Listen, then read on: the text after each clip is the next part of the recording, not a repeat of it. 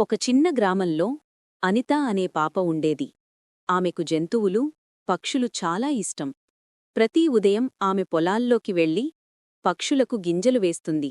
గ్రామంలోని అందరూ ఆమెను బంగారు గుండెగల పాప అని పిలిచేవారు. ఒకరోజు ఆమె ఒక చిన్న కుక్కను గాయపడిన స్థితిలో చూసింది. ఆమె వెంటనే దానికి నీళ్లు ఇచ్చింది. కుక్క కళ్లల్లో కృతజ్ఞత కనిపించింది. ఆ రోజు నుండి అనితకు ఆ కుక్క స్నేహితుడయ్యింది. గ్రామంలో పిల్లలు ఆమెతో ఆడుకోవడానికి వస్తారు.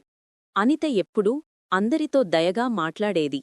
ఒకరోజు అనిత అడవిలోకి వెళ్ళింది. అక్కడ ఒక పెద్ద వృక్షం కింద కాంతి వెలుగుతోంది. ఆమె దగ్గరికి వెళ్లి చూసింది. అది ఒక మాయా దీపం.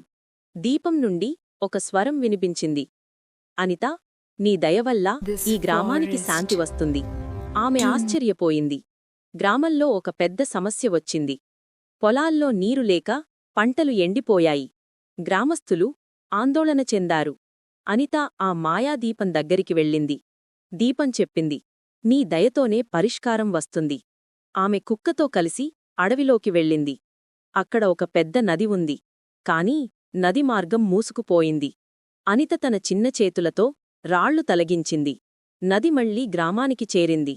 గ్రామస్థులు ఆనందంతో కేరింతలు కొట్టారు. అనితకు కొత్త స్నేహితులు కలిశారు. ఒక చిన్న పక్షి, ఒక పెద్ద ఎద్దు, ఒక చిలుక. అందరూ ఆమెతో కలిసి ఆడుకోవడం మొదలుపెట్టారు. గ్రామంలో పిల్లలు కూడా జంతువులతో ఆడుకున్నారు. అనిత అందరికీ ఒక పాఠం చెప్పింది.